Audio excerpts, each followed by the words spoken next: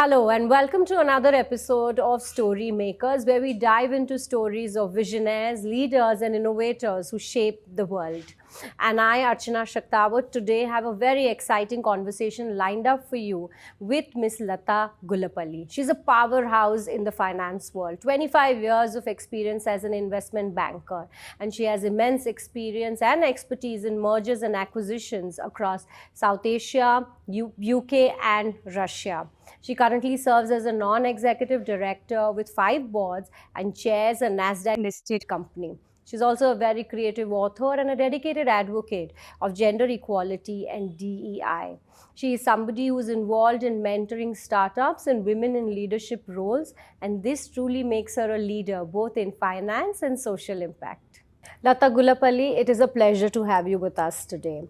Now, you've had a very extensive career of 25 years. I'd like to know what drew you initially into investment banking and how was that experience, those initial year experience, you've used that in your consulting and advising mergers and acquisitions? Actually, finance and financial markets have always been interesting for me. Even when I was studying, it was like the professors or teachers used to talk about bond markets or economies working or countries pledging gold, or it is really fascinating.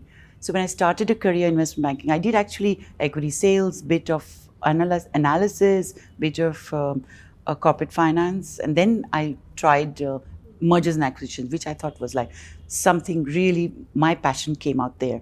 I thought I could do the best because it's like building relationships with people who don't know each other, getting them to invest their time, effort, and also part with their companies sometimes, which they have set up on their own, and putting them together and making that work. I thought that was a brilliant way for me to go forward. And that I've always been a bit of disruptor and never took things going as they went. So I thought it really became my career. And I think, yeah, that's been basically it. You worked extensively in countries like South Asia, Russia, and the UK. So I wanted to know that how have you adapted these challenges and also these opportunities that this diverse market has to offer? It has been very different in the sense of location, but most of these markets have commonalities. There are companies which are large, companies which are medium, companies which are small. Like, for instance, we had AI, which used to be like the end of every, even a 1 week seminar, you would have 15 minutes at the end talking about AI. Whereas now AI is like the place to go, everybody wants to, and we are trying to integrate that into governance, into logistics, into every single thing. So there are commonalities everywhere. You're looking for opportunity everywhere. So when you're good, let's say in your profession, you are used to finding these new opportunities, and then you take them up, and that becomes the new product. And everybody comes to that. All investment banks will be doing that for some years, and then they go to the next one. It is also tempting, I would say, because there are similarities in different markets, to just make profit, get the commission, even though it's commission for the bank, but it's got, even though it is expensive for the client, it's not a good deal for the client. So that is something we have to always worry about. I have never, in fact, I have told my clients not to go ahead with the transaction, even though we have spent many hours on it, many months on it sometimes, if it was not in their best interest. And that builds reputation. Reputation is forever, I think. So as you do that, then you become better and better. So market where you are, you're pretty much doing the professional job. Correct. Right? Yeah. Now, startup is a very critical focus in your career. So I wanted to know that how do you advise these startups on capital raising, and how do you balance the need for capital and the long-term vision of the startup and the company? Right. Startups, essentially, the first thing is not to raise money because they can. Money is available, and sometimes people just take valuations and raise the money. Whereas when you're a startup, you need to think that you need to have the freedom to do, literally go all guns blazing. Correct. So if you get an investor at that stage, you will have somebody who wants to do a 3 to 5 year exit, let's say. So that makes your goals totally not aligned, and that's not great for you. So the startups need to think, do I need the money now, or do I need the money later? Yes. There used to be a time when VCs used to do the funding. Face. Yes, and the VCs used to be doing the funding. They used to do 1, 2, 3 maybe rounds and then go to IPO, whatever, in that 5-year perhaps time frame. But now the change has happened is that high net worth, ultra high net worth individuals have become angel investors. So they are going into this market and they do the first, let's say 2-3 rounds even, and then the VCs come in. So we are looking at a different kind of financing and we are looking at different kinds of objectives as well. Maybe with angel investors, you can align it slightly better. But again, inflating revenues and having or giving huge discounts, you might be fooling the, let's say, the customers, fooling company, fooling the market for a bit. But at some point, you will have to go back and rework the whole thing and start from scratch again. So you have to really think you have a saleable product, not just a good one, and not overinflate, not raise too much money or raise more than you need, or not raise it at all if you don't need it. That is the vision the startups need to have. It has to be long term. They are thinking not just of today, but they're thinking, what am I going to be, 5 years now? Am I going to have this VC breathing down my neck, who may be aligned even, but their objectives are profit and they need to exit. Correct. Because they need to go and invest somewhere else. They understand the way it works, So it's not like, it's not so simple anymore, hopefully. Now, you served as a non-executive director for 5 boards and also chairing a Nasdaq-listed company. What insight have you gained from serving as the board for such big companies, and how do you balance this governance with strategic oversight?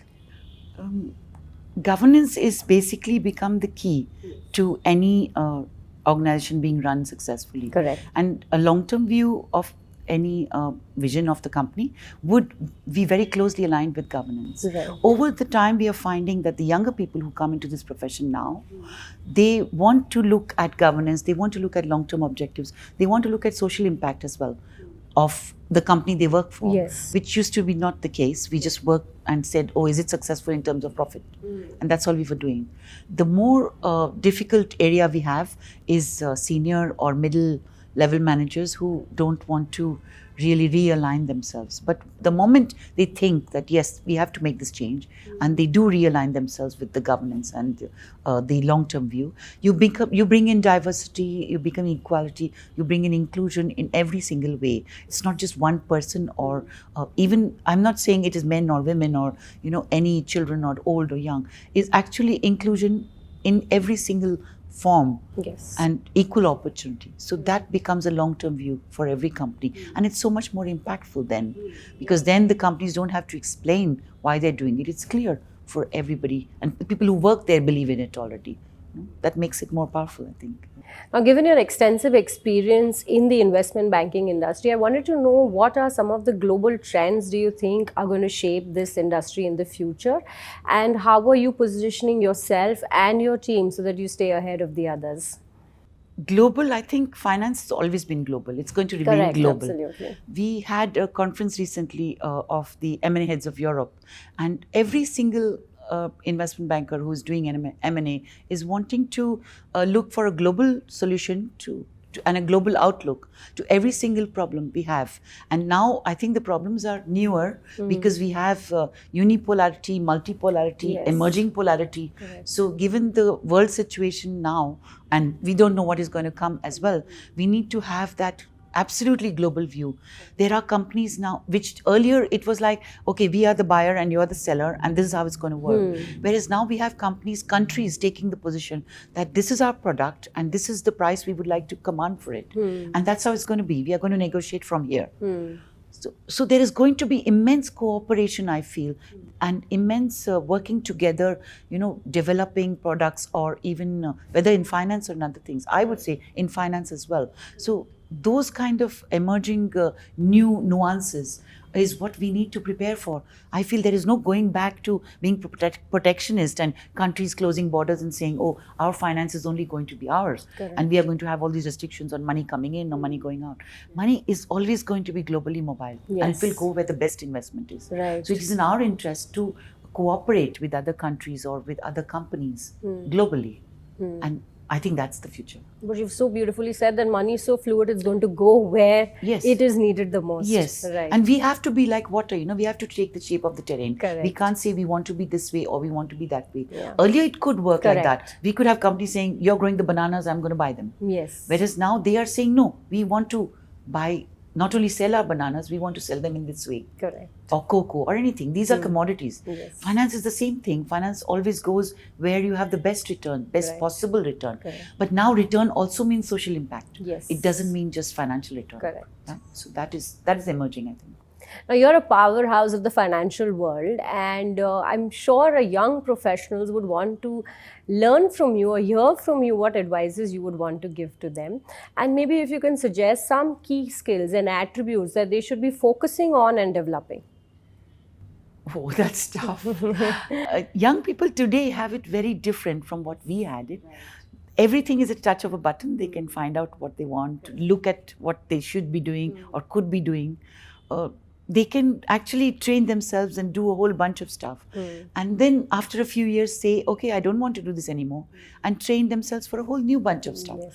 I have reinvented myself over the years into many different roles. So I think it's possible for anybody to do it, and they can probably do it much better. You know, they have to think about what they do. Yeah. What is the impact of it? It's not for the sake of just doing what they're doing at the moment, but what is the long-term impact? Yeah. Whether they want to change themselves, whether they want to change what is around them, and that's how we go forward. You know. Yeah. So I guess they got to be a little more open to a lot of things, I guess. Yes, openness is the key, because openness means you're constantly learning. Correct. And as you learn and you imbibe that and you use it in your own career or your own life, Correct. you get better at it, and you might decide, okay, I'm going to take these skills and put them in something else, Right. completely different, Yes. completely unrelated even, Correct. and you would be successful. There is no question about that. I'm sure they'll find it very useful. I hope. Now, you're an author of 2 lovely books which focus a lot on human emotions, which myself and a lot of readers are intrigued by. So I wanted to know what drew you into exploring this area of human emotions and human psychology, and how writing this book has also impacted your personal and professional life. My work has been mostly in investment banking, and mergers and acquisitions, which is based on relationships. Yeah. It is not just finance. So getting people who don't know each other, firstly to meet, and then work together, find out that they like each other, let's say, and then they want to trust each other with their companies. Sometimes companies they have built up on their own, so it's very hard for them to part with that or take that step, and then put them together to make a bigger, better company which has to run successfully. So implementing the transaction is another story. So these are entirely based on relationships, how people work with each other and how people think about each other, going over what things change if there's a crisis, how people think, or what kind of solution do they come up with. And because that has been my entire career, I'm like, okay, relationships is something I see around me all the time, professional, personal, both. It's been quite a lot of relationships. So though the book is, one of them is called 3 Loves, I don't think it's about love, it's more about relationships. Correct. And the problems people could face. It's the solution, my solution, not necessarily people might not agree with it or whatever.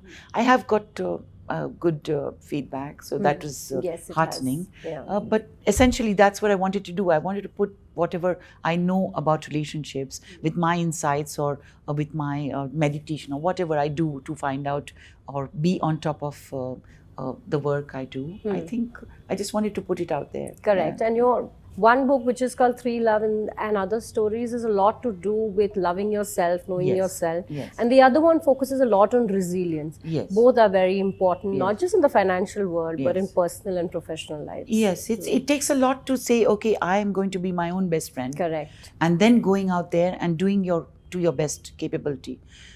Because unless you are kind of kind and generous and gentle with yourself, it's not possible to perform to any cutting edge standards. You know? So. Now, you've also been very active in mentoring women in the rural sector. So, I wanted to know what are some of those challenges that they face, and how do you address that for them? There's so little being done in terms of not only finance, but also in terms of training the right people to go and interact or help these women in any way. I think it is very seriously needing attention. Yeah. Women in rural areas, essentially, why women you can say, but women build communities and women build economies, and then you go to the national level. So I thought it's very important that something be done to encourage women entrepreneurs. And these are extremely capable, powerful women. They know what they want to do. And you have to first build trust with them and find out what is it they seek, and then give them that. So if you're saying you are able to trust you, to see that you are able to help them do better. Correct. That's the only reason they will come to you. Right. And in fact, when we started, they were like, oh, what can you do, kind of, because I already know I want to do this business and I want to make this kind of money, and I want to, even if it was like 100,000 rupees, it's not a big amount, but they know what they want to do. So how are you going to get in there and say, I can help you do it better? Why will they come? Correct. So they would come and they would go. So then we kind of reworked it, kind of tried to think how can we present it to them? So they come to us, they learn the skills that clearly they need, and then they go out there. There is so little, like I was reading this book about finance in rural areas, or non-banking finance sector as we call it. And there is actually no program that trains any professional or any of the people who go to these areas to interact with borrowers in those areas, whether it's women, men, doesn't matter. There is no training program. So I said, okay, I'm happy to write this out. I spoke to the gentleman, in fact, who wrote the book, is the head of the commodity exchange, I think, and I know him. And I said, okay, look, I want to write a program. Hopefully that will go through and as a program and be used if I don't know, NITI Aayog, whoever picks it up and it goes through as a program. They will at least have a comprehensive training program for all professionals to follow and say, okay, we are going into rural areas. This is what we need to do and this is what we need to look out for. And that will make it so much more cohesive. And we'll have a national level program. Because now we have bits and pieces everywhere. We are trying to roll out across many states as well. That is in process. But we need something from the people who are giving this finance as well. Yes, we have companies which come, and sometimes they come to one sector, sometimes they don't come to another sector. It is only recently that even laws have been passed which regulate this kind of lending. Otherwise, it was a bit of, borrow at whatever, 30-40%, which doesn't make any sense for anybody to do any business, or they're going to just be snowed down under, paying the interest, which is something we want to avoid at all costs, because we want them to build up. And they are so clever. Like we have this example, the person who is running the project was telling me, this lady lost her spouse and she has young children. She was thinking of committing suicide. She decided not to commit suicide looking at the children. And her spouse had this bicycle repair business. So she said, why don't I do that? And everybody obviously in the village is like, you going to do bicycle repair? So she said, no, I'm going to do it. And she started doing that. And slowly, this bicycle started to come to her for repair. Otherwise, that's another problem. And as the bicycles came, then soon it became odd car tire coming, or, even a truck. So now she even reached a stage where she keeps a couple of kits to repair a truck tire.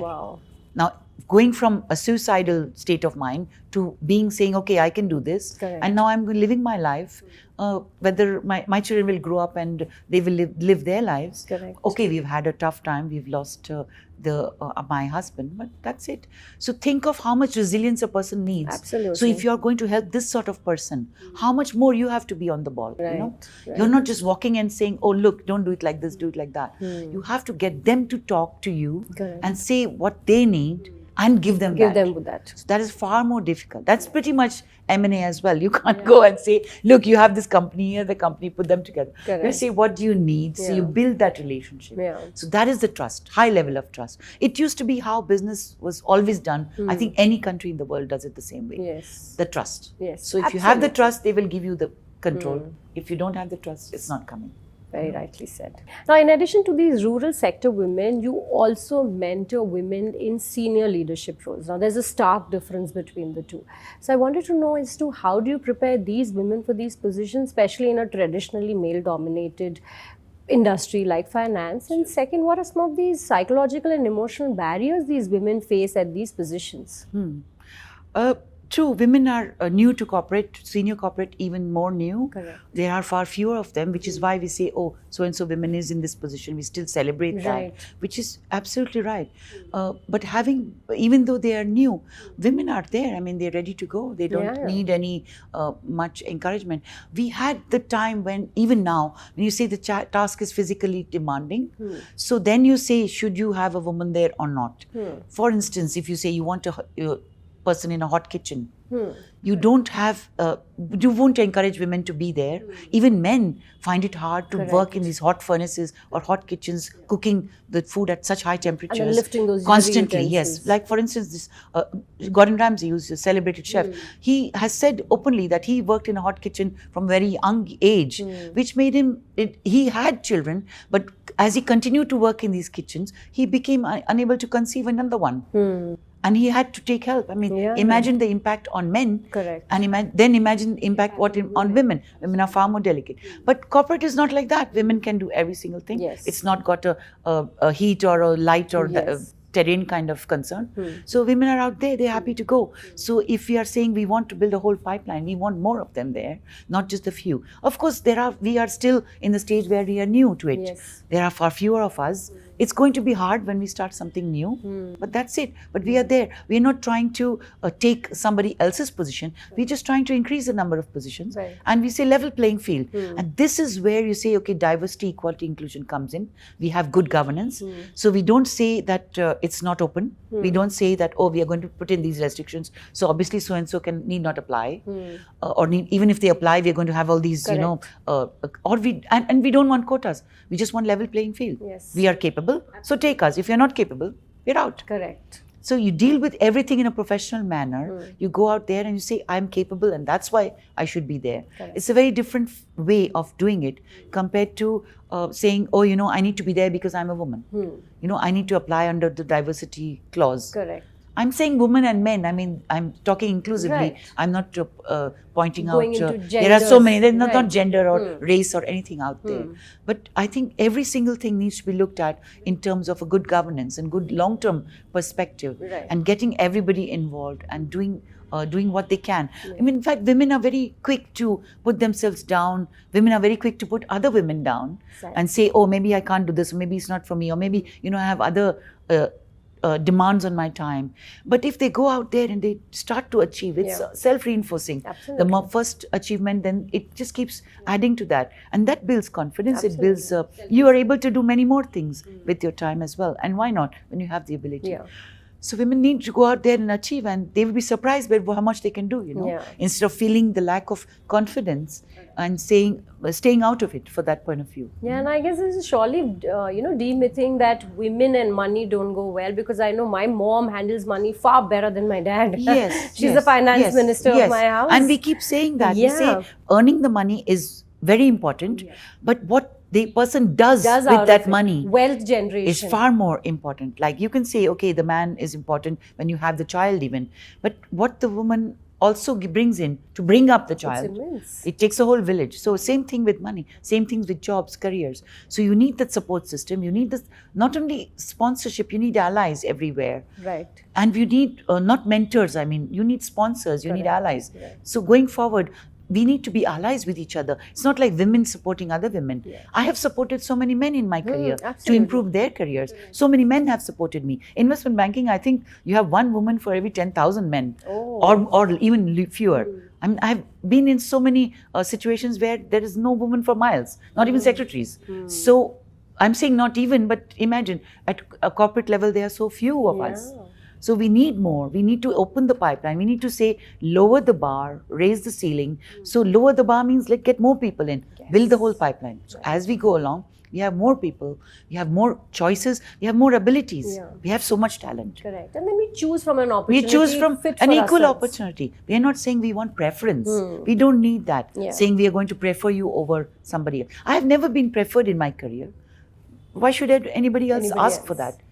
I'm not wanting reservation of any sort for anybody. Even board positions, they say 33% or 50% is the target, they say in the UK. I mean, why would you want a reservation at all? Why don't you say level playing field and take the best? But you have to take the best. That's essential there. You can't say I'll not take the best, or I'll stay with men. Then that becomes a non-starter. Yes. You've been instrumental in designing a DIE, Diversity, Equality, Inclusion course for the Jordan University, which is going to start from Jan 2025. From a psychological standpoint, I wanted to ask you that what truly makes a DIE initiative effective? The first thing you believe is that it has to be equal opportunity for all. And when you take it as equal opportunity, then you will build all those into you have to think the empowerment is not an empowerment really. You cannot give anybody a power. Correct. They have it in themselves. Yes. So you have to make them realize it's there. It's not different for men even. When they realize they are capable, they just go out and achieve what they can do. Yes. So there have been many instances when people would say, "Oh, she's a woman. Is she capable? Should she be here at all?" Yeah. It's not that people have not tried that with me. They do all the time. But the way you fight back is you're the professional. You do fight back in a completely professional manner. You go above and beyond what the brief is. You perform absolutely at the cutting edge, and that makes it successful. And that again becomes positive reinforcement. So you have another success and another success. And all this talk of why should she be here, why should she not be here, there is no more talk of that. Yes. And it comes. Correct. But it's like, because we are so few of us, Yeah. compared to the women, Correct. compared to the men, we still have that initial difficulty of entering. Yeah. So, which is why it's all the more essential to make it a level playing field, so we can make that entry. And once you make that entry, you're there. Correct. And teaching it younger and younger. It's just like when you say you're bringing up your children, you don't make a distinction between what the boys should do and what the girls should do. You don't make a distinction in toys. You don't make a distinction in learning. You don't make a distinction in opportunity. The same thing goes further into career, into jobs, into university. Yes. So at university level, if you're introducing this kind of course, which teaches people that, or makes them discuss issues, which can say, you do an exercise like a chair exercise or whatever. All these are so powerful in themselves. They will actually make the person introspect and think, should I be doing this? And when the moment they start thinking, should I be doing this? They go out and do something different. And that's it. That's all you need. You change person by person and you change the whole thing. Like it is for the University of Jordan, and the professor there was wanting to design a course like this. But we are now talking of another person has approached me, and possibly in universities in North Africa. So if we roll it out, that's going to go there. So you can see the need is there everywhere to start younger and younger. Correct. It's not like, oh, we can teach grown-ups, we can have these seminars on management and say, women empowerment or whatever. It's not going to work like that. You have to start younger and younger. So by the time they come there, they don't need to be taught this, they have this. So they just need the skills, finance or whatever skills. And then they go on to professionals. And then they can reinvent themselves, they can live anywhere, do anything. We are looking at a global scenario always. We're not looking at living in one place. Even if you're living in one place, you have to have that global bent of mind. So you take the whole community with you. That's the community, that's your globe. Whatever you think it is, right? Right. Now, as you continue to evolve in your work, what next is my next question. And I also wanted to know, what are some of the new challenges that is there, not just in the industry that you are, but because you have a very diverse interest, human emotions, leadership and equality. What is that new role, new challenge that you want to take up? New challenges are me working in not-for-profit, which I didn't do before.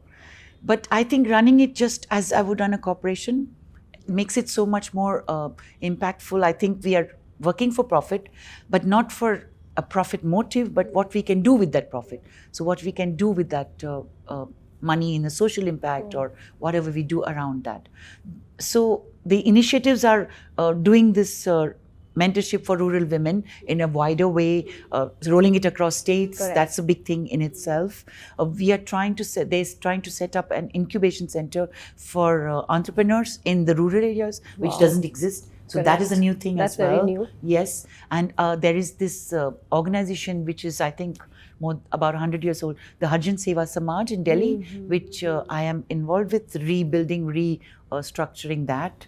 They have, I think, 330 kind of schools all over India. this is the flagship institution. It was set up by Gandhi and Kasturba Gandhi, and she ran it for I think 15 years or something before she became too ill and went off to Pune, and then she passed away. This is, and it's an institution. The house they live there is still there.